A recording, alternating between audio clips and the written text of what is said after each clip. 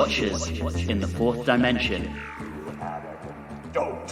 How dare you oppose the might of Mandragora? You humans have got such limited little minds. I didn't know I like you so much. Oh, you craven-gutted curs! He's but one man!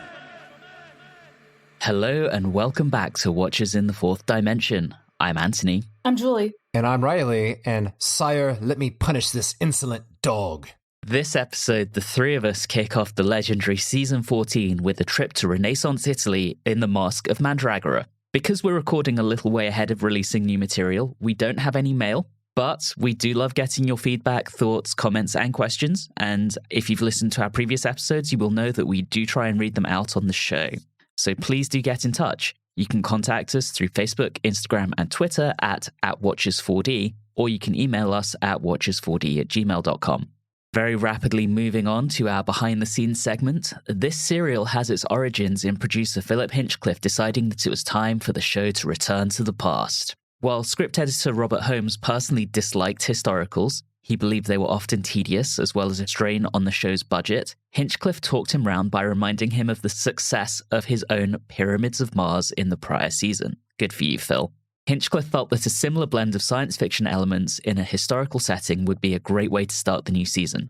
Hinchcliffe found inspiration in the 1964 film adaptation of Edgar Allan Poe's The Masque of Red Death, and decided that Renaissance Italy would be the perfect setting for this serial. Holmes met with Louis Marks, whose contributions to the prior season, Planet of Evil, had been much appreciated by the production team. God knows why. That being said, Holmes also believed that Louis Marks would be perfect for the brief, as Marks held a DPhil in Renaissance Italian history.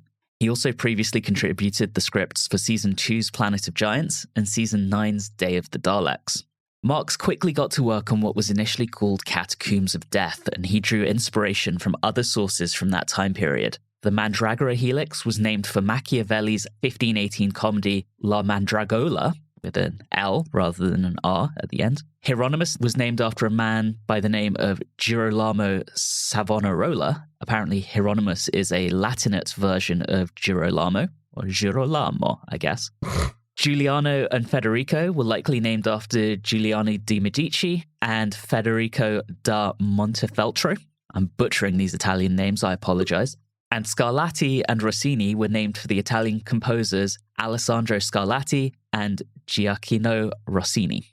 Meanwhile, while Marks was working on the scripts, the production team was busy working on contracts for our stars.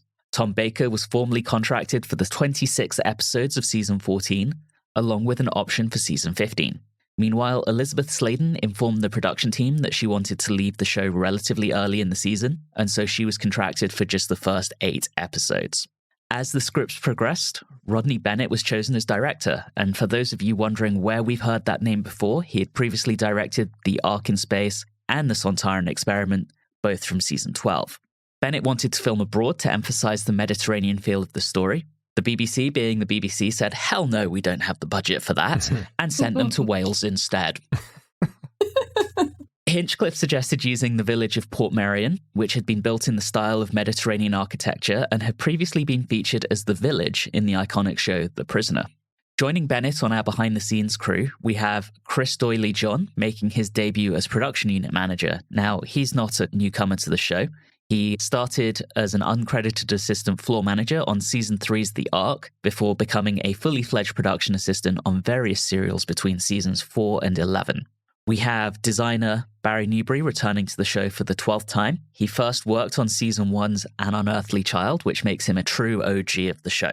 Speaking of returnees, costumer James Aitchison returns again for the 7th time, and as a reminder, he would go on to work on Time Bandits, Brazil, and Sam Raimi's Spider-Man trilogy, and will ultimately go on to pick up 3 Academy Awards and a BAFTA. What a guy. And last but not least, of course, we have Dudders returning to provide incidental music for something like the 40th time. In all honesty, I've sort of lost count at this point. By the time that filming started at the beginning of May 1976, the serial had been through a series of name changes, having become The Doom of Destiny, which is a little bit of a nonsense title, really, and then Secret of the Labyrinth.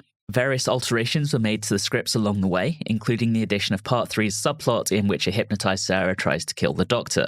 Ugh. I know we're going to have things to say about that when we get to our discussion. On May the 12th, 1976, Elizabeth Sladen's departure from the show was announced to the press. And the very next day, she and Tom Baker recorded Doctor Who and the Pesticatons, which would be released in July 1976. And you can check out our bonus episode from a few weeks ago to hear our thoughts on that. Meanwhile, Marx's story briefly became known as The Curse of Mandragora before finally settling on The Masque of Mandragora, and thank God for that, because I really do think The Doom of Destiny is a kind of shit title. During the break in production between seasons 13 and 14, the TARDIS exterior prop had totally collapsed, and so Barry Newbury designed a new one that premiered in this story. He also had the opportunity to design a new TARDIS interior, as Hinchcliffe had concluded that the one introduced in the previous season was too big and cumbersome. Newbury created a much smaller set, taking influence from the classic science fiction author Jules Verne, using a wood-panelled look. It featured a much smaller console with no oscillating central column, which was something that Rodney Bennett was apparently incredibly disappointed about. Scheduling turned out to be a bit up in the air with this story. The original plan was for season 14 to debut at the end of October 1976. This was soon moved forward to September the 18th, before ultimately being set for September the 4th, with this serial taking up 4 consecutive Saturdays and the final part being broadcast on September the 25th. Due to the increase in criticism of the previous season from people like Mary Whitehouse, the new run of the show aired a little later in the evening, with The Masque of Mandragora screening at 6:10 p.m, 30 minutes later than episodes of the previous season. And yet, this still isn't the last we will hear from her. Yeah. And with that, that wraps up our behind-the-scenes segment. So, Julie, we move into the short summary, which is with you this time. One household, not alike in dignity. No, wait a second. When the moon disappears and the world's gonna end, that's Mandragora. All right, sorry, y'all. Still a bit rusty there. I'm just gonna go regular here this time. At the beginning of the story, it seems like we may be getting something just as crazy as the Mind Robber, but alas, we were all mistaken. Enter in the age-old classic, an uncle who wants to kill his nephew so that he can take over. Sounds pretty familiar, doesn't it? Not only that, we get what was once a defunct cult coming back from the woodwork, or catacombs, in order to call on the old god Demnos, who will instill them with superpowers. But really, they basically shoot electricity out of their fingers. Poor Sarah Jane gets relegated to damsel in distress after a season of kickassery, but hey, it seemed that Giuliano followed her around like a lost puppy, so there's that. And I find it just a little bit odd that the Doctor is so on board with a party when the world is about to end, but as expected, the story ends with the uncle dying and the cult being thwarted, and the world is safe yet again. Until next time. All right, let's talk about it. And I noticed something very inane that I know you guys probably did not notice. Are you talking about the font? The font. Yes. Still on font, yes. There's a new font on the title sequence. I like it. What's so strange is I didn't even notice it until the ending credits. I didn't notice it at the opening credits. It's just a little more gothic. Yeah, I dig it. It's one of those where I noticed it and I'm like, and moved on. Speaking of more gothic, how about that TARDIS second control room, huh? I love it. Well, it's not even the control room, because first you pass the boot cupboard, which looks like a parlor. Right. Not a boot cupboard. So that was lovely. I like getting to see more of the TARDIS. That was great. And yeah, it's an interesting second control room with stained glass and beautiful. The wood paneling. It's very, very interesting, but it's one of those situations where I'm like, does this actually work as a control room? I'm not sure. The console definitely looks very stripped back in comparison to what we're used to. Looks like there are significantly fewer buttons, and there's no central column or time rotor, which is disappointing. But I did like that apparently Pertwee's jacket and shirt were hanging up, and that Sarah finds Troughton's recorder. Yes, the recorder. Some nice nods to the past there. She attempts to play the British Grenadiers, but, or however you pronounce that word, I always forget because British. Grenadiers, of course it is. But yeah, I like that I was able to distinguish it enough to know what she was trying for. But me being the music person, yes, I can play it on a penny whistle, so yay. I enjoyed that control room so much that I was hoping, and maybe I'll be surprised in the future, I would love for them to have a TARDIS control room more like that, a kind of wooden and stained glass, kind of a old cathedral kind of look to it would be really, really interesting. And a nice contrast to a futuristic sci-fi thing. We'll see. Yes. Interesting. So let's talk about this Mandragora helix thing, which first off looks like, I think it's a drain with soap. Yeah. I was going to say, down the plug hole. Down the plug hole. It's a toilet with that blue treatment and white plastic beads, and they press flush. That's what it is. That's exactly what it is. It's hard to believe we're not so far off of Star Wars. Right. And what's funny about it is I couldn't help but think while watching that once again, this would have been probably acceptable if this was in black and white. Or maybe just a lower resolution. It would have been a little bit harder to make out exactly that you're staring down a toilet. You could have been taken away and thought maybe this is some sort of object in deep space. And yet, when we actually somehow land on the helix, I'm still figuring that out. Yeah. Julie, you already called to it. It feels weird in a mind robber kind of way. And I also got Web Planet vibes as well. Mm-hmm. But then you hear the laughter, and then suddenly you're like, oh yeah, this is definitely more Mind Robber than Web Planet. And I was super excited about it. Oh, I was same like, here. oh, the ground doesn't look like normal ground. The helix turned more crystalline, and I was like, oh, things are going to be changing, and this is going to be great. I mean, the doctor was a little bit rude when he said, you stay here, as if Sarah Jane was a dog. But the echoing stuff was really good in there. And then eventually we get to Italy. Right. Yeah, it feels like an abrupt cut. Mm-hmm. Going from this kind of weirdness to Renaissance Italy. I very much had a line that said, how are we going to connect these things? And I have to say, I'm okay with that kind of abrupt change, but I have to emphasize how disappointed I was in not getting a very abstract episode like The Mind Robber or Web Planet. Something just purely on a soundstage, sparsely decorated and just absolutely weird would have been wonderful. But we get a period piece on location in Wales, which I will say now, the setting, the sets, and the costumes were fantastic. They did a great job on that. Fantastic. And I think they still could have used some of this Renaissance and Italy and everything. But if the entire first episode could have been abstract and then dive into that, I think you could have, done something with that. But just getting 5-10 minutes and then let's move off, I was very sad. It's interesting you say that because it feels like there's a very deliberate attempt to try and evoke the early show in this. I mean, they've brought back Lewis Marks, who wrote in season 2. They've shown Troughton's recorder, and doing an entire episode probably would have slowed it down a little bit, but also given it that kind of division that you saw in something like the Space Museum, where you have a weird abstract episode and then 3 slightly more normal ones. Or even The Mind Robber, where that entire first episode is taking place in that white void before we land in the land of fiction. So completely agree. It's the hook. It's the hook of the mystery. Used at the very beginning to pull people in, and then they give you a standard story after that. And on your point, Anthony, I hate to skip ahead a little bit, but I'm going to make a claim right here. Are we sure this wasn't written by Robert Holmes? Because this feels like a Third Doctor story completely. And we'll touch on those points as we get to them, but I just want to put that out front right now, because that's all I could think of watching this one. We know how much Robert Holmes rewrites everything. Right. So even though Lewis Marks is credited, this probably had a very heavy Robert Holmes influence to it. Sure felt like it. I do want to touch upon something that Raleigh said a little bit ago about the setting, the props, the costumes. I would even put forth the acting itself was all very good. I really enjoyed the characters and I really enjoyed the feel. It did feel Renaissance-y, but the plot and the story just don't quite work for me. And I know we'll get back to it as we discuss it, but with the plot, I see what they're trying to do. But you're right, something's just a bit of a disconnect there. But let's talk about those characters. So very quickly, we're introduced to Giuliano and Marco. We're introduced to Hieronymus and Federico. And my God, doesn't Hieronymus just look evil?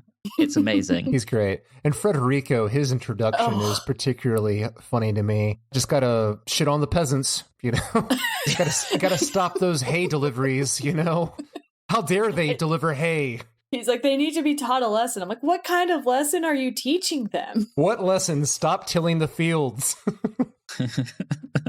Stop being peasants. Sorry. You just made me think of that, well, have you ever just tried not being depressed? Have you ever just tried not being a peasant?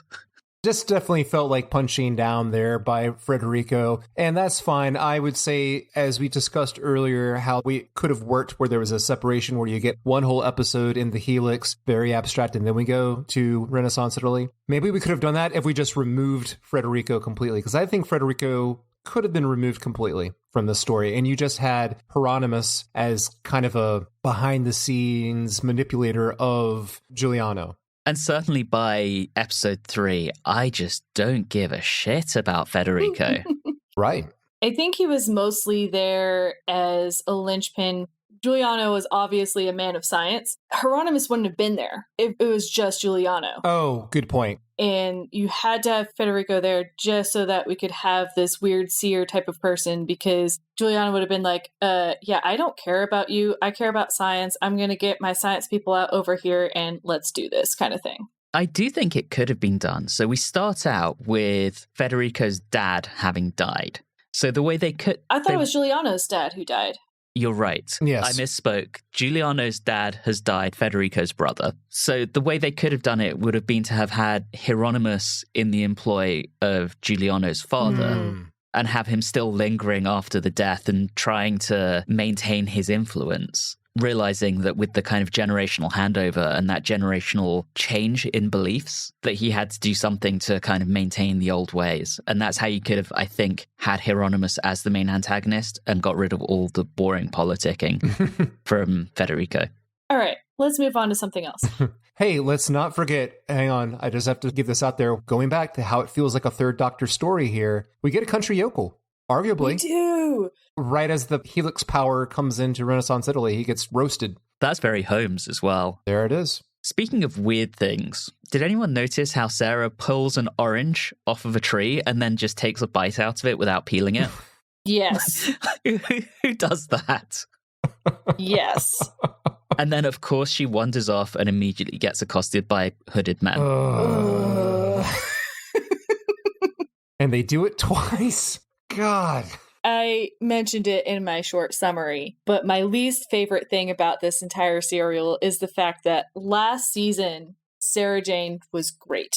And she's back to being a damsel in distress, and I don't understand why. Because this is a third Doctor story. Masquerade is a fourth Doctor story. Even the fact that the Doctor fights one of the hooded men, takes him out, that feels very Pertwee. Oh, yeah, right, because it's the fourth Doctor basically doing third Doctor jujitsu moves. And then let's also not forget, classically, then the Doctor gets felled by someone by using a first Doctor move with a rock in the back of the head. So a lot of callbacks. Oh, dear. And also, why does the Doctor just have a rattler thing in his pocket?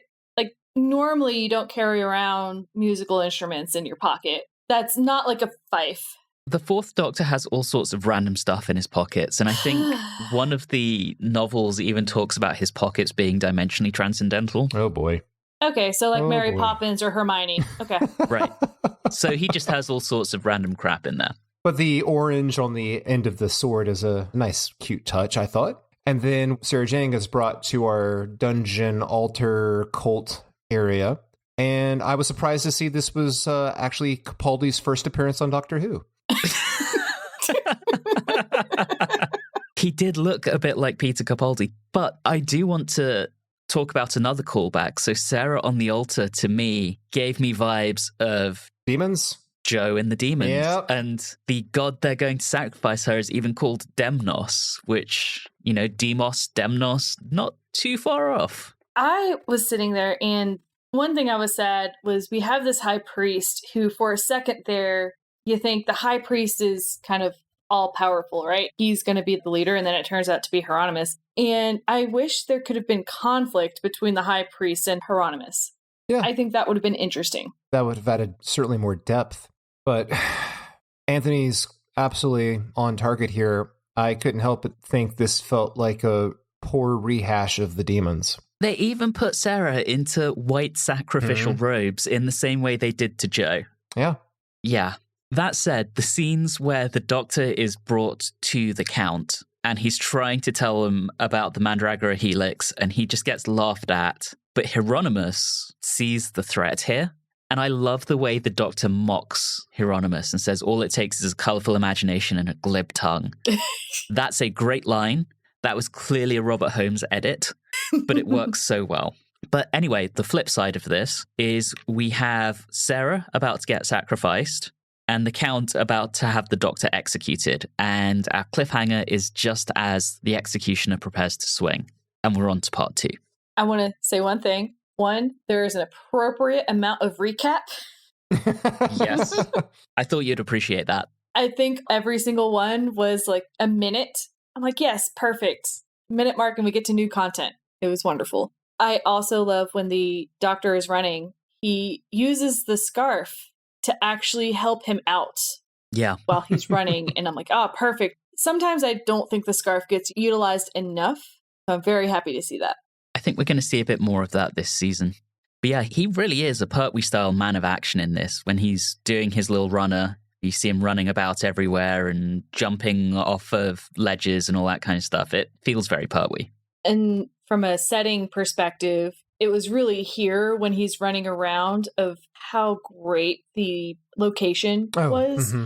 And I loved it so much. Like running down these hills, there's these like different caves and places. And I loved it. Yeah, why go to Italy when you can just go to North Wales? I want to go to North Wales now. That'd be a really cool place to see. I haven't been, but everything I've seen about Portmeirion suggests it's gorgeous. I really want to go. I want to point out in this, as we were talking about the escapes from our cliffhangers at the end of episode 1, the escape or the rescue of Sarah Jane is done in a slapstickish way. And I feel like that is kind of a theme of part 2, is that there's a lot of humor here and a lot of physical humor, particularly in this episode compared to the other ones. And I thought that was a nice touch. It doesn't necessarily mesh well with the seriousness and the dark kind of tone we have, but maybe it's used as a good contrast to kind of give us a little change. It doesn't quite work for me. Okay. There was the opportunity with that to build some tension, and the way they should have done it, in my opinion, was to do a close-up on Hieronymus's face, or his mask, as he's about to do the sacrifice, and then Sarah's gone. Right. That's the way that should have been cut, but instead we see the Doctor kind of pull her out. Right. And because we can see that whole scene, the fact that no one else there notices just feels ridiculous to me. It feels a cartoonish kind of Scooby-Doo joke. Yeah, and that doesn't quite work for me. Which is funny because, remember, there was kind of that feeling in the very first Baker story, Looney Tunes-esque kind of humor, and maybe they're trying to reintegrate that into the show at the beginning of the season? Maybe. But I understand your point. I'm okay with it if it works, and your point is well taken. It's too silly, it's too goofy, too pushing the boundaries of belief. No. A little bit different topic. I want to touch a little bit on the music. What I noticed in part 1, there wasn't a lot of music. There was a lot of dialogue. There was a lot of other stuff going on, so it didn't get used much. But when the Doctor is down in the catacombs, or at least down close to where the ritual was taking place, there was some really, really fun, low read stuff that was going on when he was following the guy through the tunnels. But one thing I do wish that happened was the ritual didn't have enough chanting.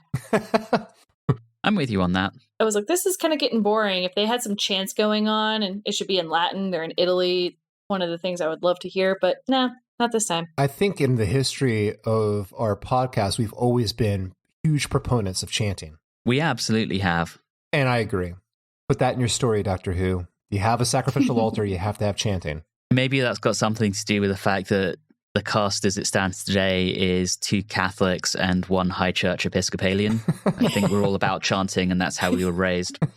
Maybe. It also might be Monty Python and the Holy Grail, but that's besides the point.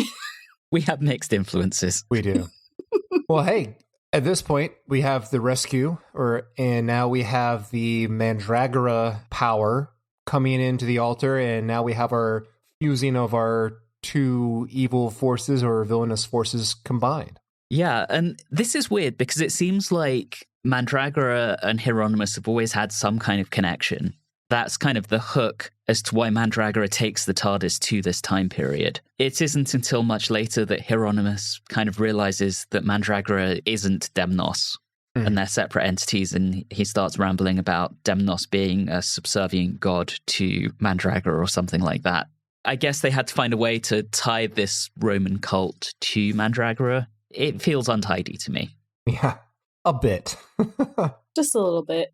One thing I like is when we kind of move on a little bit from that and Federico is talking about something, and despite whether or not you want Federico there, he has some really excellent lines. Oh, he does. And I really love when he's talking about Giuliano, he's like, the arrogant puppy. It's such a weird turn of phrase. There's definitely a feeling from him that Giuliano, despite being the rightful duke, is somehow a usurper of what Federico feels should be rightfully his. And his language really reinforces that. But it's so funny, too, because Giuliano is just such a likable guy. Mm-hmm.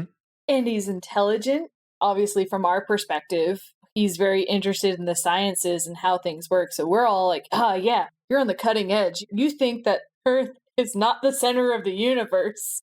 And, man, I don't know. It's just so funny how they're like playing against each other. And like Federico doesn't carry the way. He's like, I don't necessarily think that we're not the center of the universe. I just want to rule. That's it. I admire that That pragmatism? that strength of will. A single-minded, I'm here to lead. Good for you. And while we're speaking of Giuliano, let's talk about his companion, Marco. Call me crazy, I'm catching a bit more of just a companion vibe here between Giuliano and Marco. Does anyone else pick up on that? Oh yeah, there's definitely some homoeroticism going on there. Definitely. There is, but then also at the same time, towards the end, you can kind of tell Giuliano kind of has a thing for Sarah Jane, so I'm thinking he's bi. You know, why not?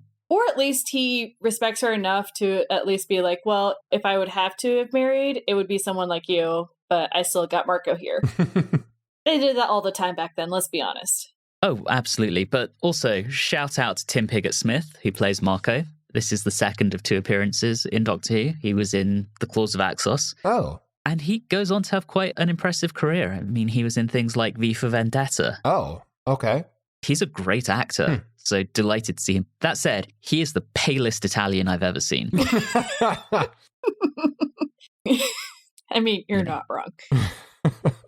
It definitely plays an interesting kind of juxtaposition. The Doctor's initial reception with Federico and Hieronymus and being perceived as an astrologer, whereas when he finally meets Giuliano, there's this kind of clear respect between 2 men of reason. It really shows kind of the old ways, the superstitious ways, versus the coming of the Renaissance. It's a little bit ham-fisted, but it's clearly smashing that point home. But equally, when the Doctor is trying to translate these higher sciences by which Mandragora operates into Giuliano's terms, it does make it sound like magic and superstition. So that, to me, was also a commentary on the understanding of science and how it has evolved over time, and how we perhaps perceive concepts now that 500 years ago would have seemed like magic. Agreed. It's pretty neat. Those are the pieces that I really like about this. When you get into very specific scenes with very specific cases, I'm like, oh, this part is good. This part is good. This part is good. But then as a whole, I'm like, none of this like fits together.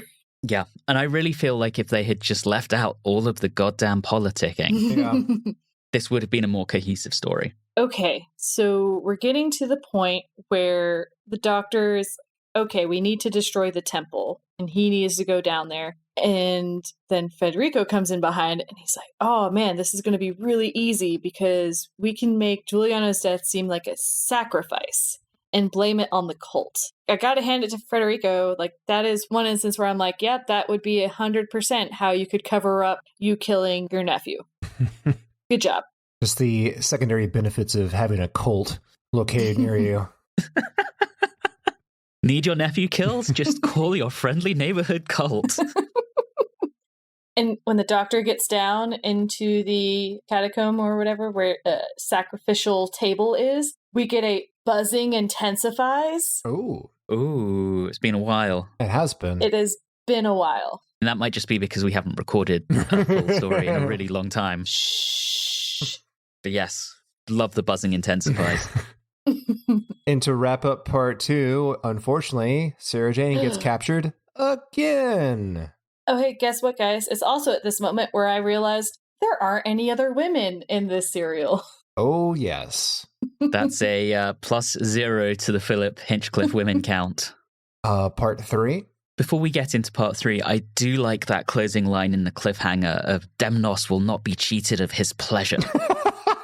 That's amazing. Yeah, that is good. I do like that. The setup of part 3 is actually pretty good because Sarah Jane is captured again. The doctor failed in what he was attempting to do. Giuliano's, while holding his own, is still getting pretty bested because he has so many people that he's fighting against. It doesn't look good for our team. And what makes it even worse is if it wasn't clear enough that this is the third Doctor story, we've got hypnotism again. Before we get into the hypnotism, I really love that sword fight. So, as Julie mentioned, you've got Giuliano fighting off 4 soldiers. Absolute mad lad. And Federico, getting increasingly annoyed at them, calls them craven-gutted curs. He's got some zingers. He's not exactly a motivational leader, but his insults are on point. So good. And the Doctor getting involved in a sword fight, that felt very Pertwee and maybe even kind of Hartnell in the Romans as well. Love that.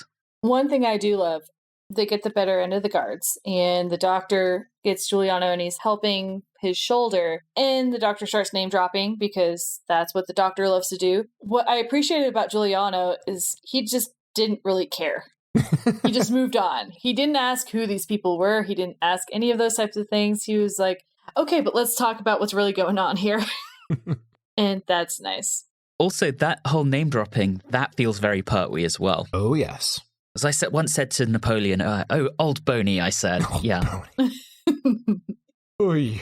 That said, that conversation between the two of them, the Doctor and Giuliano, I love that moment where the Doctor reassures Giuliano that it's okay to be scared in this situation. That was a really nice human moment between these two characters.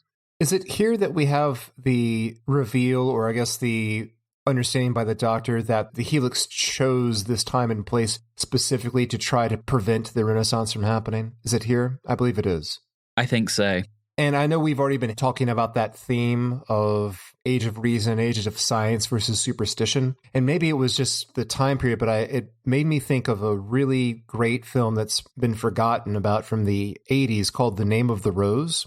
Oh, I love that film. Yes, I just wanted to throw that out there. Anyone listening that likes this type of theme, I highly recommend you watch that film. Yeah, Sean Connery, adaptation of a book by Umberto Eco. It's phenomenal. Yes, it is. The book's a hard read, though. Yeah. I know we talked about the mind control we all love so much. I like that it was done a little bit differently than normal. And there was the sweet smelling aroma. And then there was a really shiny ornament thing that he used, which, okay, at least that was different than what we've had in the past. And it wasn't just, someone like the master who could just look at them and make it happen. So that was nice. But it was interesting because I was interested in how Sarah Jane acted while she was under mind control. Because in some cases, she did as she was told to act as if everything was normal. But then there were a couple other situations, not even just the one that the Doctor points out, that I was like, that doesn't seem like a normal Sarah thing to do. And maybe she has just enough wherewithal about herself to actually kind of do some odd things to try and indicate to the Doctor that not everything is quite right. I don't know. I'm trying to headcanon that a little bit.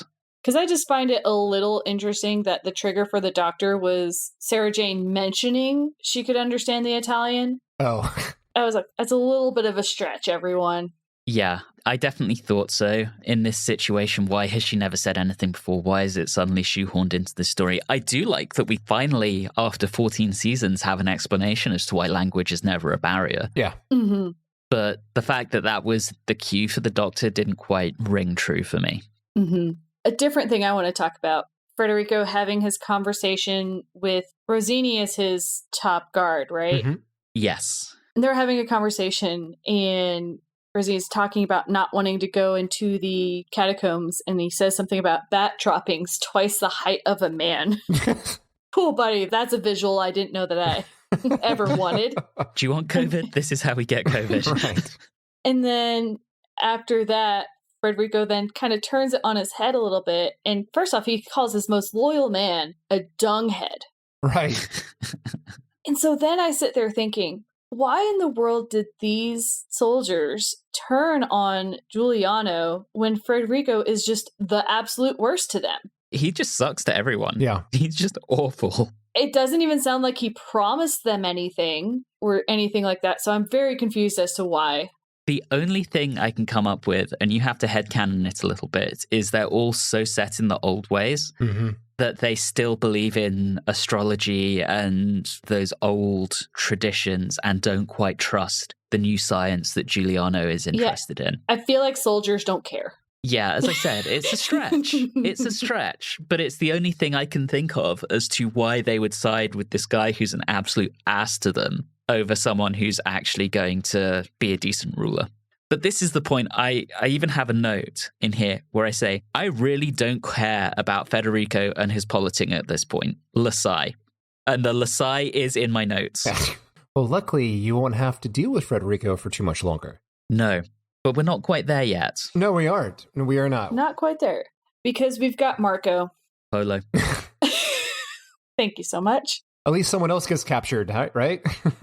Yeah, someone else gets captured, but poor Marco, just because he's friends with Giuliano. And Friends. Quote. Stop doing that. Leave Marco alone. I like to see those types of relationships with someone just so loyal. Mm-hmm. And I like that they don't go too far into the, oh, he like gave you up. It's made very clear that he was tortured to a point where he said something just because he didn't want the torture any longer. And I like that Giuliano didn't get offended by that. Because he's a man of reason. Yep. He understands things.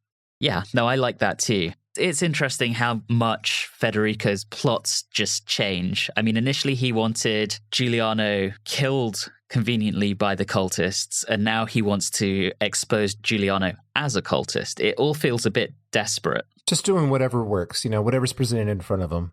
I admire the guy for rolling with the punches, Yeah. but Jesus, dude, just give up at this point. So now we have this scene in the dungeons. That's where Yep. we're at. And I love how it's like, you get 1 hour to do this thing. And if not, just follow my orders and kill these people.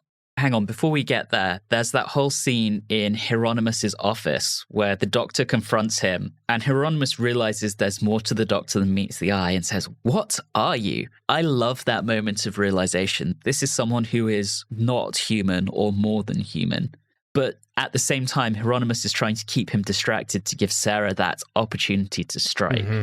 And that's where we get action, action, action until the doctor literally knocks Sarah out of the trance. And that's when the guards show up to take them. Oh, convenient. It's really well done scene. It is. And that's what leads to everyone being done in the dungeon. So now we're down in the dungeon, and Federico takes the doctor with him. At least he was smart enough to know that, well, if I take him with me and he's still wrong, I can still kill him. That's actually logic, reasoning, I guess. I was a little confused about Federico's death. I somehow missed it. Oh, it's quite simple. Emperor Palpatine used his Force lightning and killed him. But before we get too far into the death of Federico, I love that scene where the doctor basically says, look, your fucking politicking doesn't matter. If Hieronymus succeeds, there will be no dukedom. Mm-hmm. It highlights that whole point earlier in this episode where I was like, I don't care about this. And it turns out the doctor doesn't either. It's not important. Yep. Anyway, yes, he dies. He dies from no face. Yeah, I actually like that reveal. Yeah, that was a really cool scene. Yeah, that looked really good, which was great because the Mandragora entity / power, let's just say, was not very impressive. It looked like a 4th of July sparkler floating around in the air. But to give a person, it's very abstract. It's very macabre and uncanny, that blank, oval, shining, whatever you would call that. That was nice. I like that. A good cliffhanger. All right, part 4. Let's wrap this story up. Yeah, let's do it. Well, Federico's done, and now we've removed that extra part that may have not been needed to be in the series at all. Now we have our big setup of all these, I was about to say thought leaders, which is such a Thought leaders. which is so terrible. Leonardo da Vinci, that thought leader, he's going to give a TED Talk later. I was going to say, let's apply modern corporate America slang to Renaissance Italy. That's the Renaissance was only possible by a group of thought leaders. The men of learning, I guess, Yes. might be a better term. So we have our setup of our big climactic ending of we got to protect them, and then the cults gathering their power, but because of them being very filled with magic and mystique. They can't do it until that magic time. And the doctor's got to figure out, what does that mean? What do they mean by that magic time of when, I believe, the moon is devoured? Yes. And that's what I think is really interesting about this story is for all it talks about science, Mandragora still works under kind of these abstract esoteric principles like astrology. It's kind of bonkers because for all of the talk about science, the driving force of this story operates differently. I do agree, but I like it saying devouring or swallowing the moon. I think that is a really interesting thing. And I'm like, really? We're going to swallow the moon? It's like, oh, it's an eclipse. Yeah. That makes so much sense. But we also get this reference to the mask, finally. Yeah. And it just seems so weird and thrown in because, yes, he'd always talked about this group of individuals coming to talk science. At no point was there reference to a party. And then all of a sudden it's like, oh yeah, by the way, should we still have this mask? And the doctor's like, oh yeah, you should totally have this mask. I love to dance. What? I guess any kind of big state event needs its opening ball. Right. So yeah, it feels from a plot perspective like it's out of nowhere, but it also somehow feels like it's within the traditions of the time appropriately. I just wish they could have mentioned it in a previous episode. Yeah, it should have been mentioned before. But it allows us to have really just wonderful costumes, and the set of that main area looks great. And I'm glad that they had it.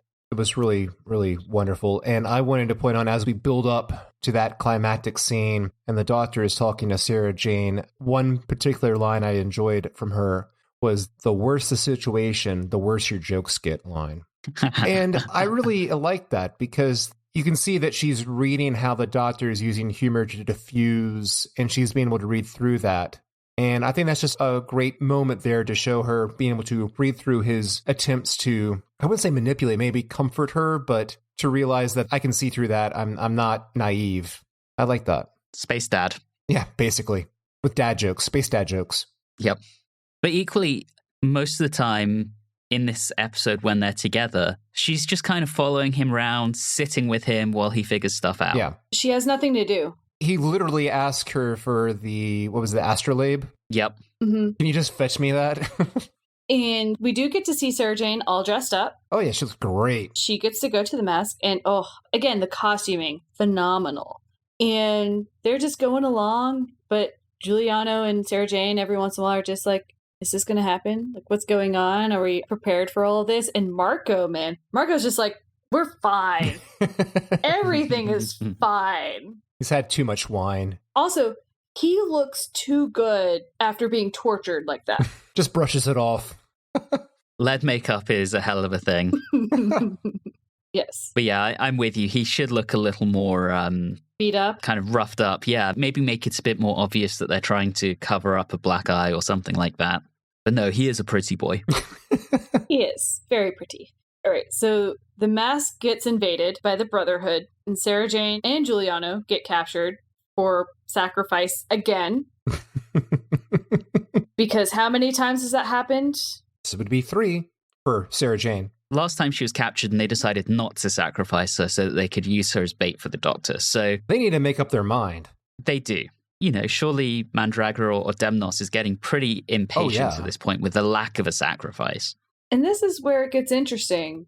The sacrifice is starting, ritual is starting, and where's the Doctor in all of this?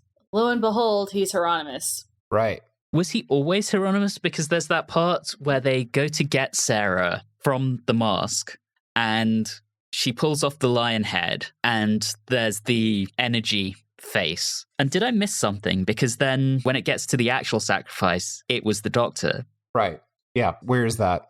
Okay, that wasn't just me. I didn't zone out for a minute there and miss something. No, there's no clear understanding of when that happened. Obviously, it's sometime between the lion mask being taken off and being down at the sacrificial table, but I don't know. Although maybe, and again, headcanoning here to try and make this work. So you had that scene in the crypt where Hieronymus is zapping the Doctor. Right. And he's wearing the breastplate that's absorbing the energy. Maybe that's a way that the energy is manifesting and being stored. I don't know. No. I'm trying so hard Let's here to not. headcanon how this works. Okay, we're done. Yeah. So this whole thing gets thwarted by the Doctor because, hey, look, I was pretending. And also because before he has baited Hieronymus at the altar, he had already done his little A-Team MacGyver setup with wire. So then therefore, when the full energy comes down, it kills off all the cultists. I also really love that line that he says when he's baiting Hieronymus, where he says something like, "Come, Hieronymus, you can drop all that bosh." And of course, Hieronymus Bosch being Right. one of my favorite medieval artists. I thought that was very, very funny. Yeah, that was a cute joke. Feels very Holmesian. Again, you can see where the edits were made to the dialogue. All right, so everyone's zapped. We cut to our goodbyes, and We try to get some salami. And he gets the salami. Mm-hmm. I don't think sandwiches had quite been invented at this point, so I question whether they knew what he was talking about when he was asking for a sandwich, but who knows? And we get the mention that Mandragora will return years later, and Anthony has Big Finish brought back Mandragora. It's either Big Finish or it was the novels, but there definitely has been a return of Mandragora somewhere in the extended universe. I'm sure someone will write to us and let us know where it was. You know, if they mention the possible return on the show, it will have been brought back. Yeah. That said, before we totally wrap up, I do love how Giuliano apparently asked the Doctor to stay and be his chief scientist or astrologer, and there was an obvious declination there. And there was the running gag about the Doctor not getting to meet Leonardo da Vinci through the story, which, after all of the Doctor's name dropping, I love how he hasn't actually met da Vinci and still doesn't get to meet da Vinci. I just think that's very, very funny. It's also at this point where they talk about how Giuliano looks like wistful as they're leaving. And I'm like, yep, that's the kind of hint that I was like, okay, I think he was interested in some form or fashion with Sarah Jane. Maybe he's not interested in Marco and it's an unrequited thing with Marco. Could be. Maybe Marco is gay for Giuliano, but Giuliano is not gay for Marco. Alas, we will never know. Well, that brings us to the end. Before we go ahead and give our scores, do you think that we should assign some camp count points for Hieronymus? If any, I'm only willing to give a 0.5 on that. He wasn't that much. He had too much of the dark wizard magician kind of thing about it, but not too over the top. All right, I'll buy a half point. Okay. All right, let's go ahead and score this. And Riley, we'll start with you. Okay. What a Mandragora. Okay. I'm done. Bye. No. The setting, sets, costumes. We mentioned it. Really wonderful. It helps the very lacking plot because that's where the problem lies. The premise, the idea is great, but the structure of the story, not so great. And it makes it very difficult because there's a lot of promise here. It's just way too basic and generic. We're reverting back to old show tropes. We should be doing new things. There was potential here to do new things. So, I mean, we're back to damseling Sarah Jane. It's not wonderful here. But there was potential. A better script would have made a huge difference. And there were some wonderful shots and scenes to make it worth watching. So I'm going to give it 6 plastic beads being flushed in a toilet with blue water. Ooh, okay. And I'll go next. And I think fundamentally, Riley, I agree with you. This should have been better. I think the fact that the three of us have sat here and talked about how this could have been better structured, I think that says a lot. And that really shouldn't be a thing where three schmucks can talk about how to make a Doctor Who episode a lot better. So there are some problems here. And as a season opener, as a result, I don't think it quite works. We've had some really strong season openers the past few years. Terror of the Zygons, Robot, The Time Warrior, The Three Doctors. And this just doesn't stand up to any of those. There are moments I like. I do like the core concept of magic versus science. I do like the setting. The politicking, boring, and even the plot acknowledges that it doesn't matter, which in itself is problematic. You shouldn't have the story admitting that half of its plot is irrelevant. Some good performances, some fun concepts. I mean, it's not bad, but I think it says a lot that I know I've seen this story before, but I didn't remember anything about it at all. I may as well have never seen it before. So I think for me, this gets a 5.5 craven-gutted curs out of 10. Julie, let's have you wrap it up. You guys spoke about a lot of things that I obviously agree with. Like Riley, the sets, the props, the costuming, I think the acting itself too, were all very good. Whether or not you like the character, that's a different story than just the acting itself. Problems with the plot, not leaning into the weirdness that was the first 10 or so minutes of the episode 1, and just not being very cohesive does lead to some issues. Through talking about it, I think there's enough good here that I'm going to be a little bit more kind than the two of you. So I'm going to give it 6.5 swirling blue toilet water out of 10. All right. And that averages us out to 6 out of 10, which in terms of season openers is the worst performance since The Dominators. Wow. Wow. But what can you do? So, given how legendary this season is, this feels like it started with a whimper, but that does leave me hopeful that it's only up from here.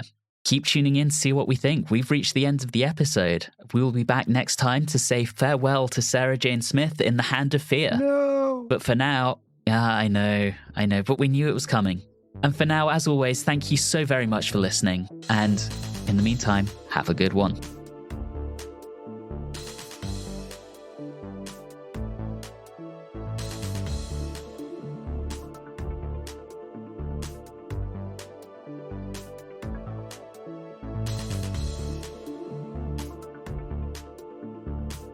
You have been listening to Watchers in the Fourth Dimension with Riley Schreck, Julie Philippek, and myself, Anthony Williams. This episode, Just Stop Being Peasants, was recorded on Sunday the 20th of August 2023. If this is your first time listening into the show, all of our previous episodes are available wherever you like to get your podcasts. You can interact with us on Facebook, Instagram, and Twitter at Watchers4D, and you can also email us at watchers4d@gmail.com. If you're enjoying the show, please do subscribe and consider leaving us a review or rating on your favorite podcasting app. All of those things really do help the show. And always remember, make sure that you go and explore your current space. You never know when you might find a secondary control room tucked away somewhere.